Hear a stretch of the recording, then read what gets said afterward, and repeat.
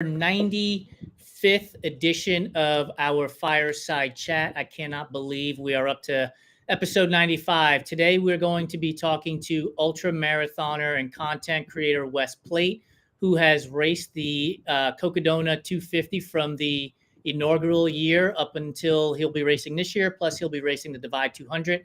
So, we're going to talk to him about that, as well as some other ideas, other topics surrounding Wes Plate's journey through ultra running. So if you've got questions or comments, please make sure you bring them to the forefront. We will be able to address them through Instagram, through YouTube, through and LinkedIn as well. So without further ado, here comes Wes Plate. Hey, Wes, thanks for joining me. Hey, Jason. Hey, thanks a lot for inviting me on. This is quite an honor. This is cool.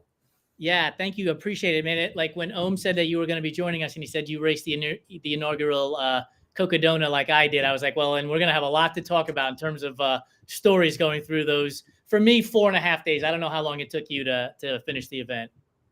I think it was I think the first year it was 106 hours, 104. I think it was 104 hours, a little bit more than 4 days. Yeah, it's almost 4.5 days. Yeah. Yeah, I was right around 110. I was just behind you, chasing you. Cool. Yeah, right. Good. So we like to start off our fireside chats with a controversial topic so we can get the audience on one side or the other at this point. Good. Maybe they're on our side, both of our sides. So pineapple on pizza, is that a yay or a nay for you? I'm kind of indifferent about it. Some people really hate it. I'll eat it if it's in front of me, sure. But I probably don't order it. How about that? That's a good answer. Like if you don't need to, you don't order that. I'm a native New Yorker, like I told you when we were in the green room, and so pineapple on pizza is not a thing for us. You're militantly against it? Militantly against it. Like right. It could probably be if it was the last thing I had to eat, then sure, I would try it. But other than that, it's just not happening. I love it. So one of the notes that Ohm and I were exchanging when we were talking about having you on the show was a journey through weight loss for you. And so one of the things that we do with Run, Try, Bike is we love to tell stories of athletes overcoming obstacles on their journey to chase their own finish line. So I'd like to dive into that a little bit with you, if you don't mind, about the weight loss journey, how endurance sports played a role in it, and what you're doing today to continue to stay healthy and fit as you continue to chase these long distance finish lines. Yeah, well, let's see. So I was a runner in high school. Wasn't necessarily a good runner, but I ran track and cross country. I thought of myself as a sprinter back in those days. I ran cross country because I liked the team aspect of it, and everyone on the team was really cool. But I felt like I was a pretty terrible long distance runner. And as I went into college, I ran a lot. I started to run less. And I think part of the reason why I ran less was because as I got a little bit older and had more access to alcohol and beer, I just consumed more of that. So eventually that just started to pack a little bit of pounds on my body. And as I got heavier, it became more and more difficult for me to run. And then I think after some time, running just became it sort of fell off my interest list because I just sort of got away from it. In my adult life, I would occasionally think about getting back into running because I would have like some memory of missing it. But it was always really hard for me to attempt to get back into it because I had gained some weight, and that was primarily because of just an unhealthy lifestyle centered around a lot of drinking. And I guess I was also smoking during the time too. There was just a lot of things I was doing that weren't, objectively healthy behaviors. And so I think at my heaviest, I was about 245 pounds. And that would probably have been around 2007, something like that I would have been about that weight. And so it was in 2007, right after Christmas in 2007, that I went to a treatment facility in Seattle for alcohol addiction, and basically set out to get sober and stop drinking. I think I had enough. I'd had a few occurrences in life leading into that Christmas that were embarrassing to the family, embarrassing to me. Just the drinking was just getting out of control, and my behavior when I was just completely wasted was just unacceptable. So I went to a treatment facility in Seattle that unfortunately no longer exists. It was really controversial, but yet very successful hospital. It was called Schick-Shadel Hospital, and they practiced a aversion therapy that was very dramatic. I mean, I remember when I was in the hospital getting treated, I really felt like I was in the movie A Clockwork Orange when they were doing all these things to the terrorizing and torturing the people in that movie. They basically forced us to drink increasing amounts to the point of just getting really, really sick in order to help the body associate being really sick with the alcohol. And then that was alternated with a therapy day that was actually really quite pleasant. But in any case, they used to promote they claimed like an 80% success rate. And there was a time when I was in the hospital for my 10-day treatment where all of a sudden just a switch flipped in my head. And all of a sudden I realized, oh, wait, I don't even want this stuff anymore. And I've been really lucky that since that time I got out at the beginning of 2008, I've never once wanted a drink of alcohol. This has never interested me. And so it's been, thankfully for me, very lucky to stay away from it. But what was interesting was I went home from that experience and I still had this sort of desire, or my body was so used to all that sugar intake that I could remember like craving sugar. And so I was eating a pint of Ben and Jerry's ice cream every single night because I just wanted it so much. And even with that, the pounds started to just fall off of me because I had reduced my caloric intake so much from my drinking days. Right. So I started to lose a bunch of weight. And I don't remember how long it didn't all go away immediately, but it was coming off quickly. And by 2011, I think I had basically, over the course of a little over 3 years, I had lost 70 pounds. And so once I got down to that lighter weight, it became interesting for me to try getting into exercise again. And so that was kind of how I was able to get back into exercise and get back into running because I had finally stopped drinking. And by stopping drinking, I was finally able to drop the weight. Yeah. That's interesting because when we talk to a lot of people, running/exercise is a part of their weight loss journey. But for you, it was sort of like at the end of your weight loss journey where you then started to pick up running. Was there a catalyst for you in which you went, you know what, I'd like to give this running thing a try again? I did it in high school. And now that I've lost weight, I'm going to do this again. Was there something that was like an event or a friend or something that gave you that sort of idea? Yeah, there was. And to me, the conversation is still very fresh in my mind, although it may not be the conversation that you're going to think. So I've always been into watches. Even when I was a kid, I was into watches. I used to save my money up for like a calculator watch, and I once saved my money up for a FM radio watch. I just like watches were really cool. So in 2012, I think it was the very beginning of 2012, I was talking with a friend at work, a buddy I'd been friends with for a long time, and he was showing me his Garmin GPS watch. And I'm like, oh, this is pretty cool. And he was telling me how he would go for a run, and then the data from the watch would then go online and would show up on this website called Strava. And he's showing all this to me, and I'm like, this is cool. That's amazing. Yeah. So I'm like, I got to get me one of these watches. And so that was kind of the thing that helped get me. That was like the shiny object that helped me run towards that. And like, oh my God, I got to get that watch. I got to get this Strava thing.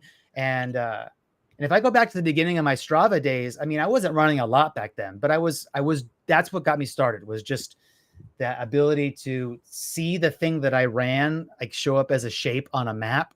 And, and that continues to inspire me today. You know, if I go for a long run, I really want it to look cool on a map. But yeah, but that's what it was, dude. It was the Garmin watch plus Strava that was the thing that kind of helped motivate me. Because as I said, I had been wanting to kind of get back into it. And so I was sort of motivated, but I think sometimes I need an external stimulus to sort of give me extra motivation. And that's what it was for me. I got to tell you, like I've been running this business for 3 years, starting our 4th year this year. and I love everybody's reason for why they got started or how they got started. But this has got to be the most unique reason for starting running. It was like a love of watches and seeing it plot out on a map. That is fantastic. Are you wearing a Garmin today, or have you I gone to a sure different? am. Garmin Enduro 2, right here, baby. Garmin Are all you? the way. Hey, Garmin, if you're not sponsoring this guy, get on it. Like, this is a Yes. great story. We'll be sure to tag them in this story. Yeah, awesome. So you said you were a sprinter in high school, and we're going to talk about 200 plus miles, 100-mile races and stuff. How does one go from being a sprinter to this idea of like even longer events? You know, even when you first get started, you're talking about miles, not a 100-meter sprint or a 400-meter sprint. Well, when I started, I mean, I really didn't know a lot about running. I think when I started running, well, the first thing I did was I would just run to the next telephone pole and then walk to the next telephone pole and just alternate telephone poles. My mom had taught me that because she had run 2 marathons when I was like 9 and 10 years old. And she had gotten started running with the telephone pole method. And so I had that in my head. And then occasionally I had some printout. I don't have it anymore, but back then I also had something from my high school cross country coach that was some sort of like training program or something. So I had a couple of tools, but not a lot. I didn't really know what I was doing. And I didn't necessarily have any ambitions when I started running either. I just wanted to just kind of get in shape and run a little bit. I think at the time I had the idea that maybe I would run a 5K every once in a while. And I think in 2012, I might have run a 5K or 2. But yeah, I didn't really have much of any plan at all. I wasn't expecting to go long distance. I mean, even though, of course, a 5K is still pretty long distance if you are running 400-meter races. Right. But yeah, I didn't really have much of a plan. It was in 2014 that I just happened to be running in a place I wasn't familiar with. I was on a trip. I was running in Portland, Oregon. I took a wrong turn. I was intending to run a 5-mile loop, which for me at the time would have been a pretty good distance. But I took a wrong turn and my loop ended up being 7 miles. And so a good friend of mine from high school saw that on Strava, and she told me, hey, if you can run 7 miles, you can run a half marathon. So would you like to run a half marathon with me this upcoming November? So this was probably like July or something that the mistake happened. And so I had a few months. And so, I didn't have any reason to say no. In fact, I was kind of interested in doing it. So I'm like, yeah, sure, I'll run a half marathon with you. And I had no idea what I was doing. I think I found a Hal Higdon schedule online that I probably printed out. And so I followed that training program. But when it came to race day, I really made some mistakes. Like I didn't eat breakfast. I didn't fuel at all during the run. I just didn't even know. And so when I think it was around mile 11, with 2 miles left to go, I just completely ran out of gas and really struggled to get those last 2 miles done. But when I finished that first half marathon, it was a feeling that I don't think I've really felt even since then, of just elation of like, oh my God, I finished. This feels amazing. And so because I realized that I didn't know what I was doing, because I talked to my friend afterwards and I talked to some of her friends, and everyone's like, what do you mean you didn't eat breakfast before the race? And I'm like, I didn't know I was supposed to. So I that encouraged me to set out to, in my mind anyway, get good at the half marathon distance. It's like, okay, I think I enjoyed it, but let me see if I can get better at it. And so then I ran a few more halves because I had it in my head that what would be fun for me is if I could just one day just show up at a half marathon and run it without having to specifically train for it. And so that kind of became a goal along the way. And as I think what happens with a lot of runners is I did that distance, and then over time it led to other distances. And yeah. Well, that was going to be my next question. Yeah. So you run half marathon, do you progress to marathon and then 50K and then 50 mile? And how long does it take you to go from half marathon to the ultra world?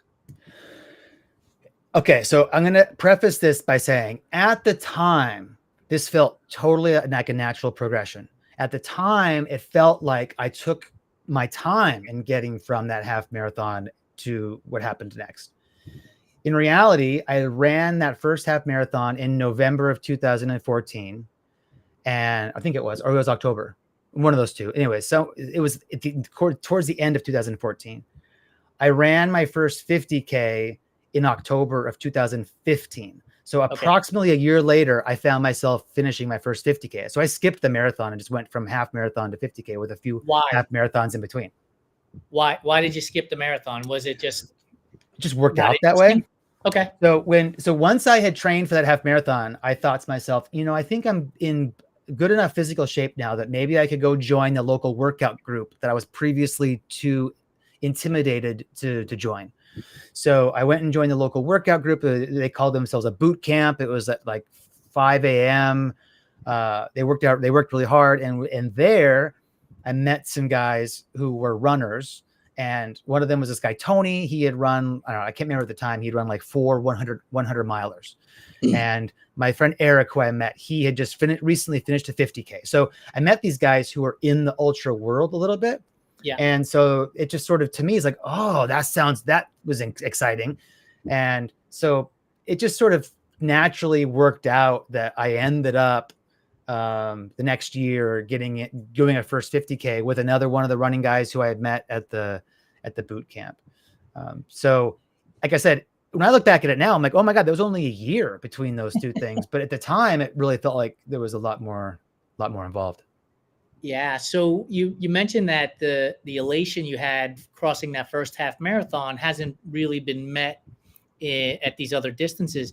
Why do you think that is? Is it because it was like that first big accomplishment, and so anything after that was gonna, like, I don't want to say pale in comparison, but kind of be like, I've done the 13 miles, so naturally I can do a 50K? Yeah, I mean, I can remember being really uncomfortable in those last 2 miles as I was just completely gassed and my Gotcha. legs hurt. And those were feelings I'd never had before. I hadn't experienced it. So pushing through that last little bit of the race to go across the finish line, all of it was a new experience.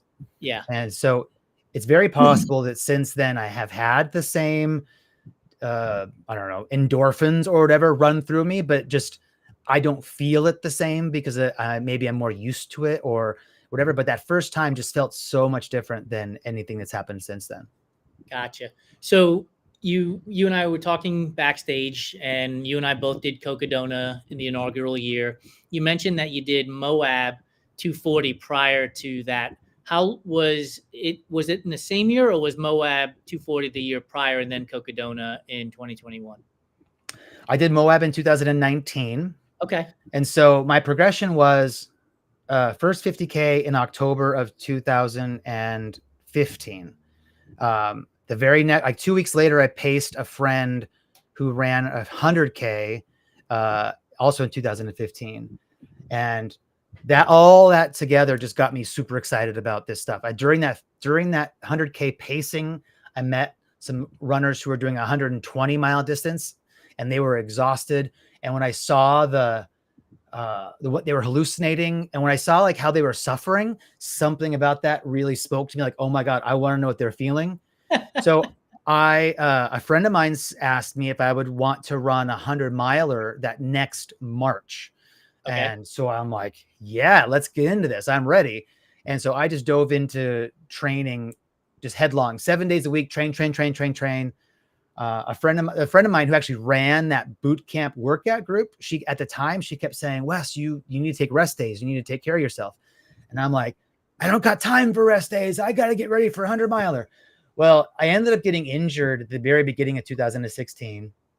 Hurt my ankle pretty bad just by overtraining. And that took me out for about 6 months. And so I did not run that March 100-miler.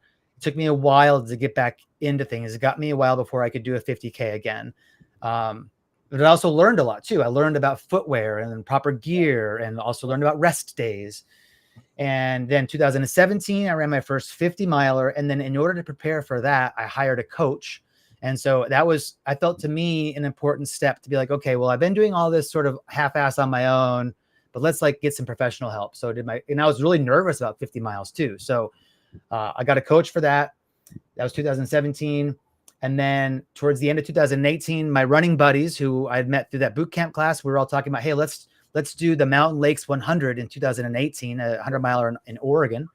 And so that was terrifying to me, but we were all going to do it together. So I signed up for that in September of 2018. I did my first 100-miler. And then I guess it was that kind of got me into like, okay, well, I want to do, by that time I had heard about 200s and I'd seen people online doing it and I was inspired by it. And so in the beginning of 2019, I signed up for Moab in 2019. So then 2019, first Moab experience, first 200-mile experience. And then 2 years later, or I guess a year and a half later, in May of 2021, Cocodona, which was my second 200-miler. Having the experience at Moab from 18 months prior, what did you take as far as either lessons or experience into Cocodona? I mean, there are different times of the year, different courses, a lot of differences, but were there some lessons that you were able to carry over? Well, I think what I learned at Moab, my primary like aha moment was how amazingly resilient and powerful we are as humans and as athletes. And so, in fact, what happened was the course, of course, is always changing, but still at around mile 120 of Moab, there's a pretty strong climb up to an aid station at Shea Mountain. And during this crazy climb, I ended up injuring a hamstring. And so when I left the Shea Mountain aid station, I couldn't run. It hurt to run, but I could walk without any problem. I could power hike easy, but running was painful. So I ended up spending like most of the second half of Moab unable to run, but okay. I was still like making 16-minute miles a lot of times, hiking pretty quick. But as those days went on after the injury, it was improving. So I could feel myself getting better. And by the very end, I was actually running a little bit. So I learned that if there's in the 200, you have time to recover. Yes. And you can actually heal. I learned that. So I came away with the whole experience, just sort of feeling like, hey, there's barring any real injury, as long as we're able to take care of ourselves and fuel our body, there's actually, there's almost no limit to what we can do. I felt like, right. And so I went into Cocodona thinking, well, I've finished a similar distance before. It was really, really hard. I didn't expect how hard it was going to be, but I also really enjoyed the experience of pushing my body. And so the lesson I took into Cocodona was that despite how hard it was going to be, it was certainly possible. And so I was ready for the challenge. Yeah, I would imagine that having the experience from Moab, not that it lightens the expectation of the difficulty, but it certainly helps to carry that over, I would think. Let's talk about Cocodona, because you and I shared the course that first year. For you, favorite part of the entire Cocodona course on the first year, because it may have changed over the last couple of years, but on that in 2021, what was your favorite part of the race besides the finish line? It was, I think my favorite part of the inaugural Cocodona was coming into Sedona on some of the single track trails. So after the Deer Pass aid station, eventually we hit a water, there was a water station at the high school, and then we got onto some single track, and the single track sort of basically into where we finally got to the aid station. Anyway, during that single track section, I was running like really well, and I was feeling incredible. And it was some of the most incredible runner's high I think I had until that moment ever felt. And I couldn't believe that. I mean, however many miles in, I was 150 maybe. I don't even know. Yeah, I was so many miles in at that point, but yet running as though I was fresh legs. It was a real revelation to me about what's possible that late into a race. And it was a peek into what I've come to sort of realize and talk publicly about in my running, which is that I'm a really good day 3 runner. And I wouldn't have known that if I hadn't gotten into 200s, because who runs long enough to discover that day 3 is where they start to blossom? But that was an amazing experience for me to have that first enlightenment into that there. And so, yeah, for me, it's a pretty easy choice. That was my favorite moment. I don't know if you've seen the picture, but Ohm shares it all the time. It's me sleeping on the trail in Sedona Oh yeah. because when I left the church, and I was feeling good and I was starting to feel a little tired when we got into that single track area, and they had like a water aid station, but it was just a cooler sitting out there on the street, Yeah. Yeah. right?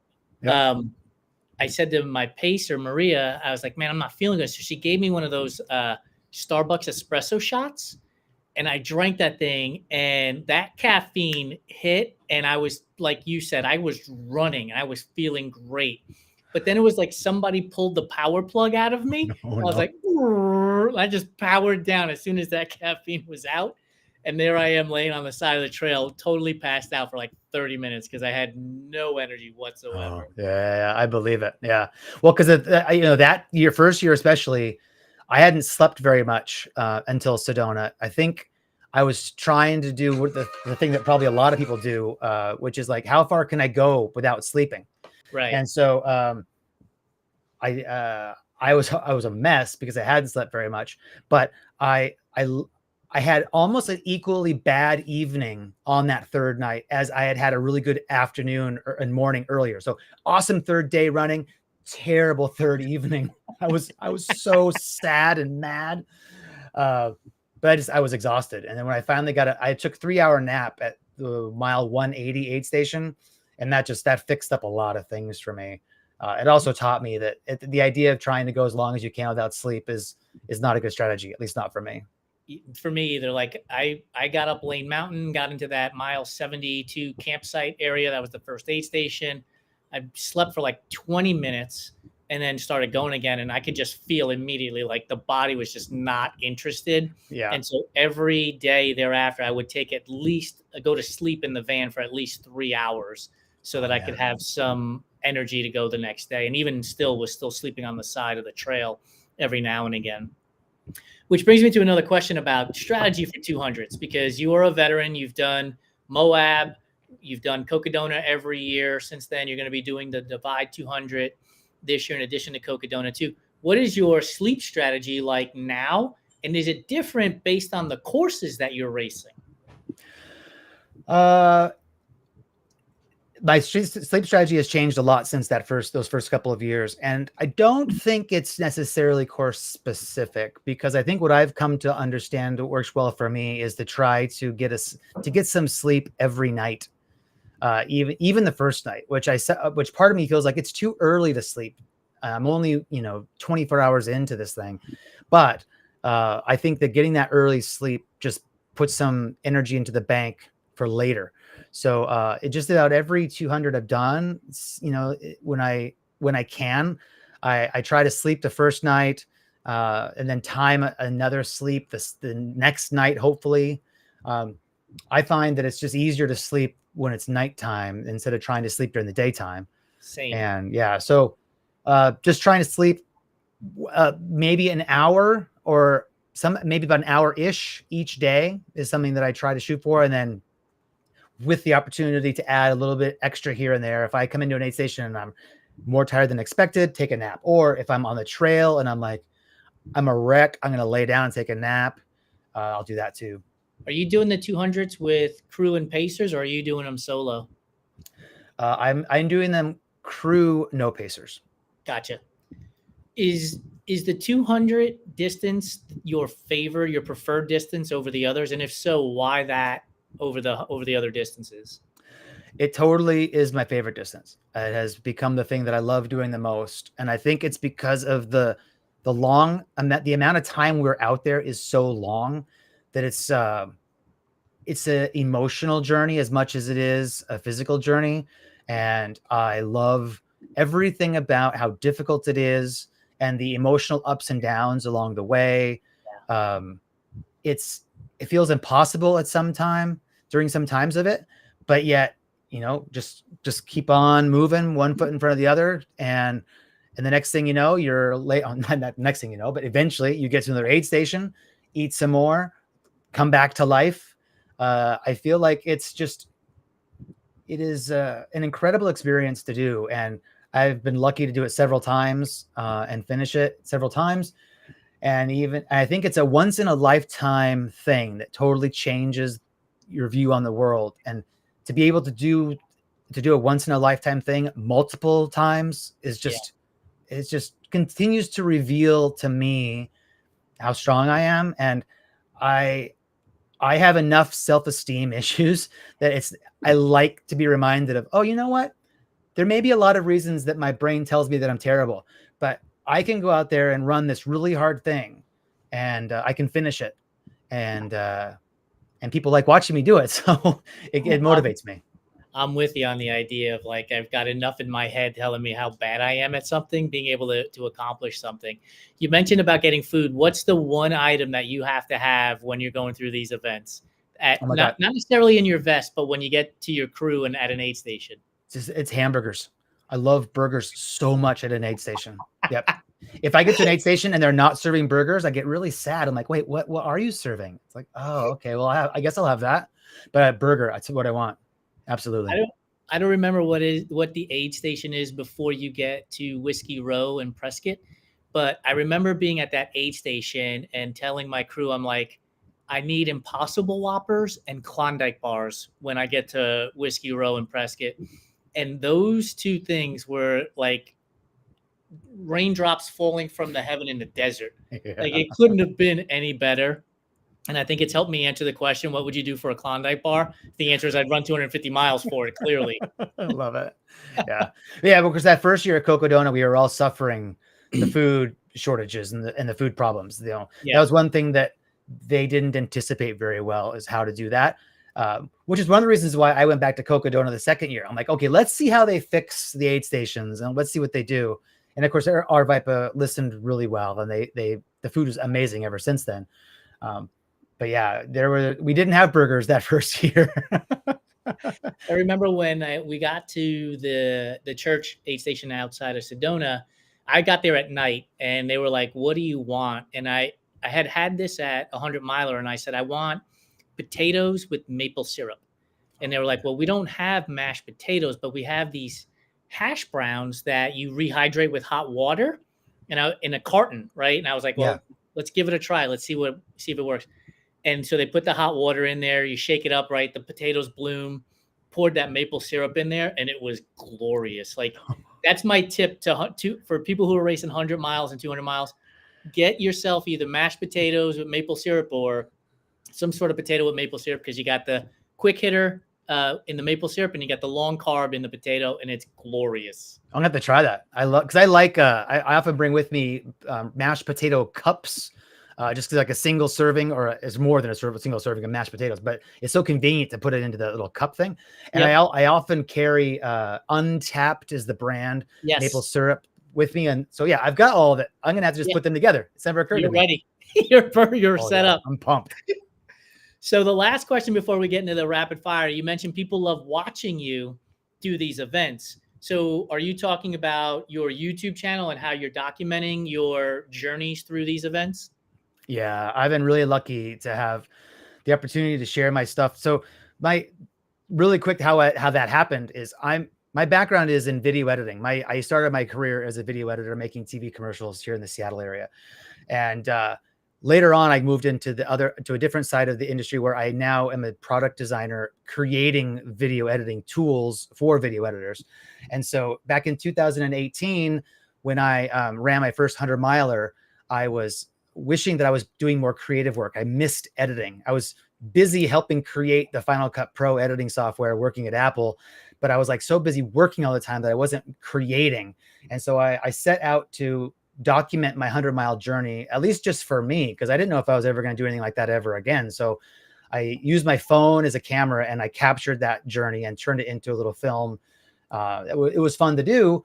But then that sort of motivated me to do it better, because I needed something better than my phone as a camera. So over 2019, I started to make more videos of my shorter runs by carrying a GoPro. And I was out there watching YouTube to get intel about the races I was running. And so I Yep. thought, well, I could be one of those people making videos for other people who are looking for races to run. And that's kind of how I got into it, just by documenting my races. And then I recorded the Moab race in 2019. And a lot of these races, like if I can remember like making a 50K, doing a 50K, and the race video might be like 7 minutes long, pretty concise. But when I went to make the video for Moab 240, it's a much longer distance. And so you can't do 240 miles, 4.5 days. You can't do that in 7 minutes. At least I didn't think I could. So I ended up making like this, I don't know, 45 or 50-minute film. But I thought it was pretty good. And then it happened to be that film came out during COVID lockdown times. And so YouTube ended up, like, the algorithm suggested it to all kinds of people who had no business watching that, because they weren't runners, they weren't interested in the distance. But it appealed to a lot of people because I think there was a lot in that film that was not just about running. It was about the story of a person just overcoming this difficult thing. And I had pacers and crew with me. Anyway, it was a pretty good video, if I say so. Anyway, it took off. And so I got a lot of views from that, and a lot of comments from people as well that really motivated me to continue with it. I'm like, okay, well, this longer format seems to work for people. So when I went to do Cocodona that inaugural year, I went and I recorded that.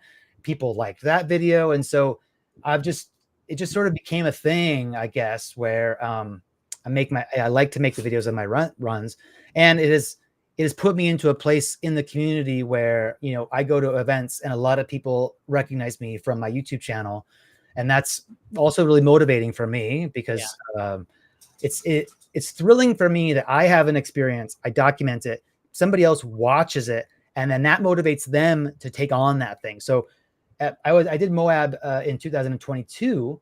And so 3 years later, after my first Moab, and as I was in the parking lot, like walking to go to bib pickup, and some guy, I don't remember who he was, but some guy walked up to me, he saw me, he pointed, he said, "This is your fault," is what he said. And I get that a lot. And it just makes me so excited because I love this sport. And the fact that somebody is taking this on as a result of having watched me do it is thrilling for me. So yeah, I'm really happy about that. You basically described like the reason why I started this business and have been able to continue it for 3, now starting our 4th year, is because we get messages on all different platforms. Like, I read Wes's story, or I saw Wes's video and it really inspired me to go do X or go do Y. And it's pretty cool to see the sort of that domino effect take place throughout the process. So for those of you who are watching on YouTube, potentially, we will be tagging Wes, and then you'll be able to go see his videos from there. And then who knows, like I said, I'll probably be up at the Divide 200. I'll end up in your video for that at the end of the year too. I sure hope so. So Wes, thank you so much for joining us. I really appreciate your time. We're going to jump into rapid fire questions. And because we are endurance athletes, they are all about food. Okay. And so if you're ready, I'm ready. I'm ready. Top 3 candies are? Sour Patch Kids, red licorice, and caramel. Candy corn, is that a candy or is it just earwax covered in sugar? Whatever it is, it's disappointing. It's garbage is what it is. That's right. Peeps. Are Peeps a real candy, or is it just a dust ball covered in glitter? Yeah, I do not enjoy eating Peeps. So we have been told multiple times, mind you, that the best way to eat a Peep is stale. And I'm like, so you're telling me you're going to take something that's bad and allow it to get worse before it turns good? That doesn't add up. Amazing. Is red velvet cake a real flavor, or is it just chocolate cake dressed up to go to the prom? It is probably the best flavor. Oh, no. Oh, yeah. I love red velvet cake, but partly because I love the frosting. Yeah. That's the so only good. reason. Otherwise, it's just chocolate cake with a lot of red food dye. Yeah, it's true. Where do you stand on carrot cake? Oh, and I love carrot cake. When I was a kid, I hated it because my dad loved it. Or something like that. But as I've become an adult, I've totally come around on carrot cake. I'm a huge fan. But then also a lot of it is because of the frosting. Yes. Thumbs up or thumbs down on raisins and carrot cake? I think I'm gonna a tentative thumbs up. I'd like to try it. Yes. Thumbs up or thumbs down on pineapple in carrot cake? I'm also willing to try it.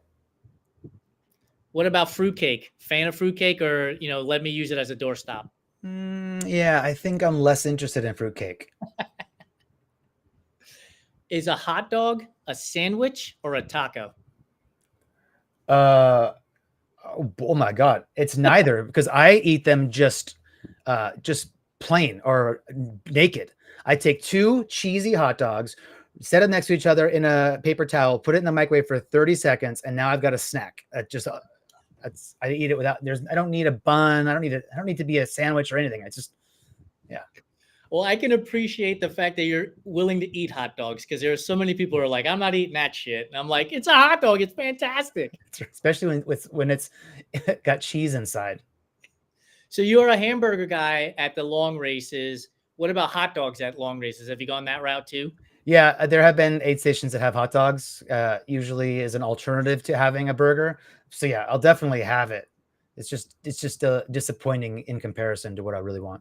One of the best hot dogs I've ever had was at the top of Mingus during Cocodona. Oh yeah. They had vegan hot dogs up there, and I told my crew, I'm like, bun, potato chips in the bun, mustard, hot dog, mustard, potato chip. Like, that's how it had to be made, so I could have all the different textures as I was inhaling them at the top of Mingus. I love that. What's the one topping you have to have on pizza, or is plain the best way to go? My favorite pizza is pepperoni pizza, especially like extra pepperoni. That's just my favorite. Brownies, nuts or no nuts? No nuts, please. And are you the center brownie guy, or are you the edge along the crust along the edge? Crust along the edge. I like that very much.